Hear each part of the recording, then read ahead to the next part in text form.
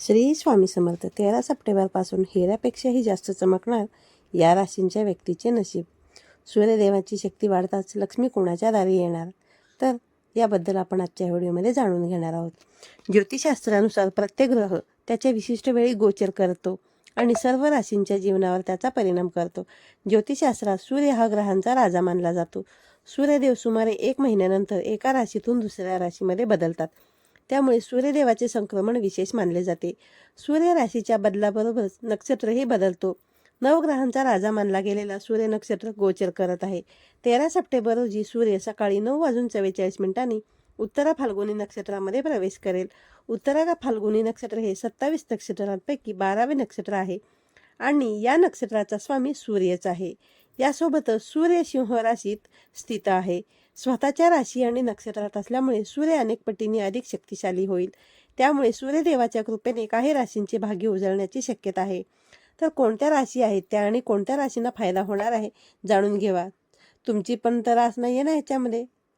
तर तुम्ही जर चॅनलवरती नवीन असाल तर व्हिडिओला लाईक करा आणि चॅनलला सबस्क्राईब करा आणि असेच नवनवीन व्हिडिओ पाहण्यासाठी बेल आयकॉनला सुद्धा प्रेस करा. तर सगळ्यात पहिली जी रास आहे ती म्हणजे वृषभ रास.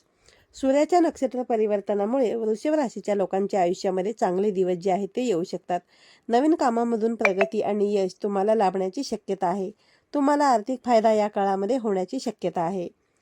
जर तुम्ही व्यवसाय वगैरे करत असाल तर व्यावसायिकांसाठी देखील हा काळ जो आहे तो यशाचा असू शकतो. व्यावसायिकांसाठी हा काळ मोठा नफा घेऊन येणारा ठरू शकतो. अनेक मार्गांनी या लोकांना धनलाभ होण्याची शक्यता आहे. ज्या कामात हात घालाल त्यामध्ये ते यशस्वी होऊ शकतील.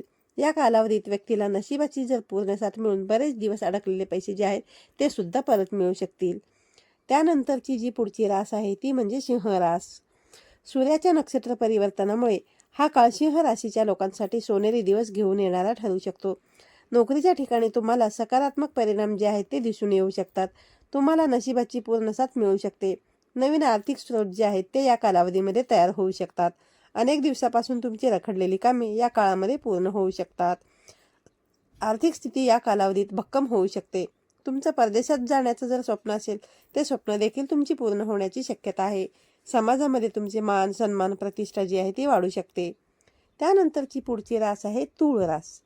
सूर्यदेवाच्या कृपेने तूळ राशीच्या लोकांना अनपेक्षित पैसे मिळू शकतात.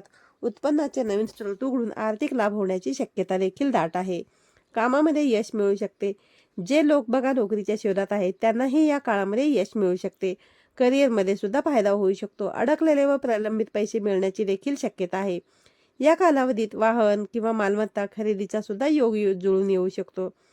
जर तुमचा प्रवासाचा विचार असेल तर तुमची प्रवास सुद्धा होण्याची शक्यता आहे आणि या प्रवासामधून तुम्हाला फायदा देखील होऊ शकतो.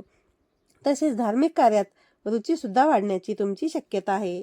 तर आजच्या व्हिडिओमध्ये आपण पाहिले की ज्या कोणत्या राशी आहेत त्या राशींचे नशीब खरोखरच चमकणार आहे. तर व्हिडिओला लाईक करा, शेअर करा. पुन्हा भेटूया अशाच एका नवीन आणि माहितीपूर्ण